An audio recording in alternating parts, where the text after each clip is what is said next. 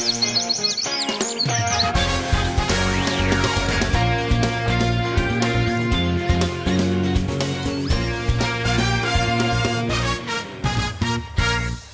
en welkom bij Simmer in Friesland vanuit het meest zuidelijke puntje haast van uw provincie, vanuit Munnekeborn.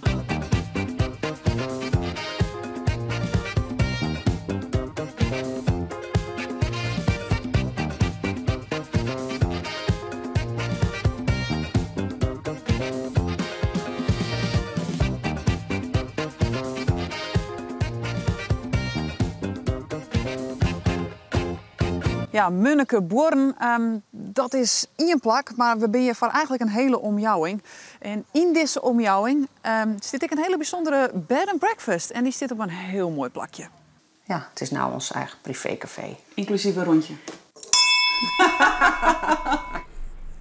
Sandra Broers, jou ben je mijn rondleider hier in Munnekeborn. Maar nou kom je zelf uit Scherpenzeel. Ja. Hoe zit dat? Ja, nou, we zijn nu in Munnekeburen, maar dat is onderdeel van de Grote Veenpolder. En de Grote Veenpolder bestaat uit 6 dorpen, waarvan Munnekeburen er 1 is. Nou, het is een beetje gelinkt aan Scherpenzeel. Het zijn allebei lintdorpen en je rijdt zo van het ene dorp naar het andere dorp. Een mankoor in je. Ja, klopt, zeker.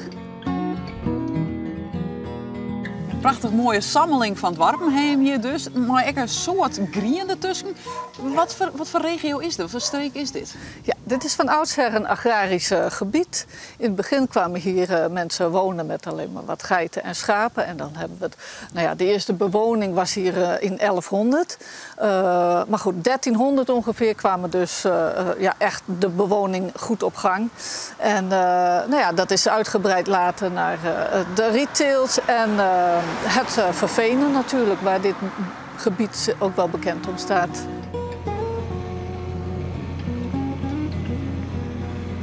Ja, mooier als dit kennen ons net, hè? Nee, zo is het. Nee. Want waar ben je van nou? We varen nu op Van Helomavaart. En aan de rand van de Rottergemeente, het natuurgebied, aan die kant. Aan de andere kant het natuurgebied de Brandermeer. En ja, het is een groot gebied. Nou, het is een mooi laag veenmoeras. En jou kom ik ook ouders, toch? Ja, zeker. Ja, ik ben gelukkig natuurgids voor Staatsbosbeheer, maar ook voor het IVN. En ik doe regelmatig natuurwandelingen hier. Nou, beter baan als in de natuur was, dat kun je net hebben, hoor. Zo is het. Genieten.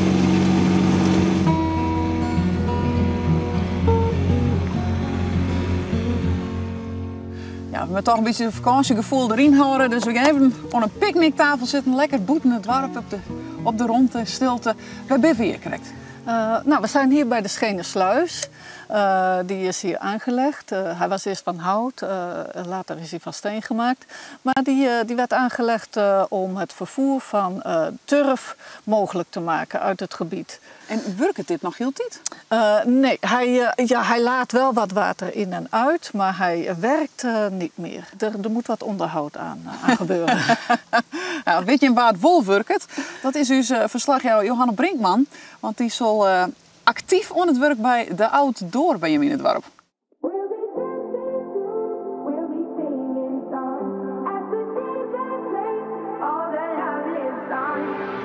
I know how you're feeling. Everybody's in this. I just wanna reach out.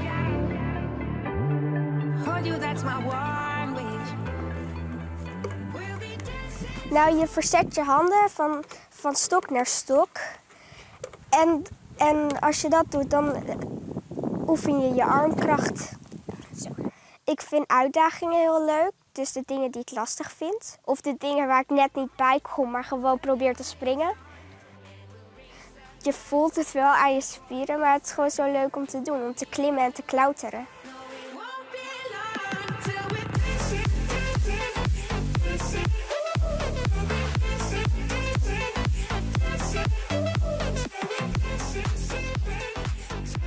En zorgen dat je voldoende zwaai hebt om door te gaan.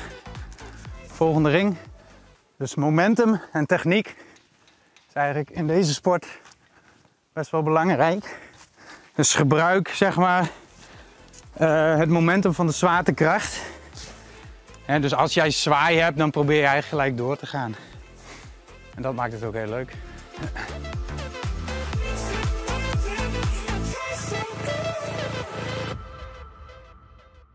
Ja, we vonden hier skrek al even een glimp op van de Rietvink. Prachtige moenen hier bij Munnekeborn. En ik ben wel nieuwsgierig naar het verhaal.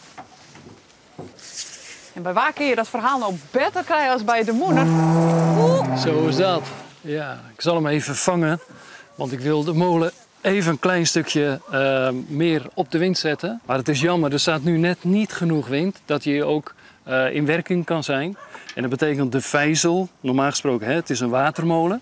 Een poldermolen die water maalt. Dus daar is een vijzel voor en die vijzel zit hieronder. Die kan draaien, maar er moet er voldoende wind staan. En we zitten net op het punt dat het wel niet genoeg wind is. Hij draait in ieder geval wel. Ja, het is 1855 gebouwd en ondertussen nog perfect. Maar hoe komt iemand uit Landsmeer nou hier in Munnekeburen terecht? Ja, dat is wel een heel mooi verhaal. We wilden op een gegeven moment, nadat we lang op de wal hebben gewoond, wilden we eigenlijk weer terug op het water wonen. Deze plek stond daarvoor te koop. Alleen, er zat een molen bij. Mevrouw die kwam dat een paar keer tegen en die zegt, nou, er is niks, er zit een molen bij. Maar toen zag ik dat en ik denk, ja, dat is toch mooi, laten we eens gaan kijken. Nou ja, en zodoende. Ja, ze hebben het wel eens over een Daaldersplakje hier in Friesland. Ik denk dat dit toch echt wel in die categorie valt. Wij hebben ook krek en bende, maar mag je gewone mensen hier ook in zijn? Ja, op afspraak sowieso. En ook 11 en 12 september, dat zijn de Open Monumentendagen. En dan zijn we zeker open. En net als zoveel andere molens, ook in Nederland, waar heel veel vrijwilligers zich voor inzetten. Dus dat is perfect om die mensen dan ook een hart onder de riem te steken om zo'n rijksmonument, om dat in ere te houden en in stand te houden. Sure. Nou, we litten het er net bij, want we gaan hier krekt om de hoeken naar een oormonument. En dat is de Bed and Breakfast. Ja, gewoon als we naar een van de mooiste huizen in het dorp gaan, dan gaan we gauw naar binnen. Maar als je dit waar nou, dat kunnen we best gewoon boeten doen. En Yvonne, als ik het goed begreep, buiten zijn ook genoeg dingen te zien bij dit huis. Jullie hebben een Bed and Breakfast. Dat klopt, ja. Het lijkt een fantastisch historisch pand. Maar hoe oud is hij? We hebben het oude pand hebben we gekocht in 2011 was dat, dus inmiddels 10 jaar. We zijn er 4,5 jaar mee bezig geweest. Sinds 2014 wonen we er. En we hebben hem helemaal in de oude stijl teruggebracht. Dus het oude huisje was dus ook zo. En het oude huis stamt van 1865. Maar oude huis, is dit dan nog wel... Dus hij is herbouwd. Hij is gelijk gemaakt als het oude huis. Maar het oude huis, daar loop je overheen. Dat zijn de straatjes en de muurtjes die je hier ziet. Dus alles hebben we weer hergebruikt. Dit? Ja. Deze stenen? Die stenen, 150 jaar oud. Hè? Nou, dat is goed gelukt volgens mij. Dankjewel. En wat originele elementen ook nog? Zeker. Zullen we even gaan kijken? Ja, graag.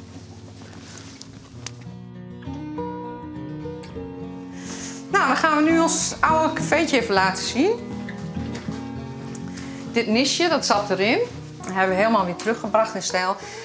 Vroeger was ons huis een café van 1900 tot 1950. En ja, ook dat hebben wij weer teruggebracht. En ja, het is nou ons eigen privécafé. Inclusief een rondje. Nou, we gaan nu naar de B&B. Komen we over onze oude drempel heen. Deze zat hier vroeger ook op deze plek. 150 jaar oud, is helemaal uitgesleten. Van alle deuren hebben we eigenlijk voordeuren gemaakt met nummers en alles erbij. En brievenbussen erin. Ook gewoon een grapje. Nee, die doen het niet. Het toilet. Nou ja, dit is onze kamer. Een van de 2 kamers die wij hebben. Dit is de Lesse Stuver. En mooie lakens van Van Gogh zitten erop. Andere kamer zit hiernaast. Een boskamer is dat meer. En deze is wat ruimer met een cafeetje erbij. En hoe vaak is hij vol? Altijd. ja, heel veel, heel veel. Nee, wij blokken ook, want dat moet, anders hebben we nooit vrij. Dus vaak doen we 2,5 week werken, 4 dagen vrij. Je wilt toch zelf ook wel een beetje genieten van het uitzicht? We moeten zelf ook genieten en we moeten ook vrij hebben. En je moet ook weer fris zijn om er weer voor de gasten te zijn.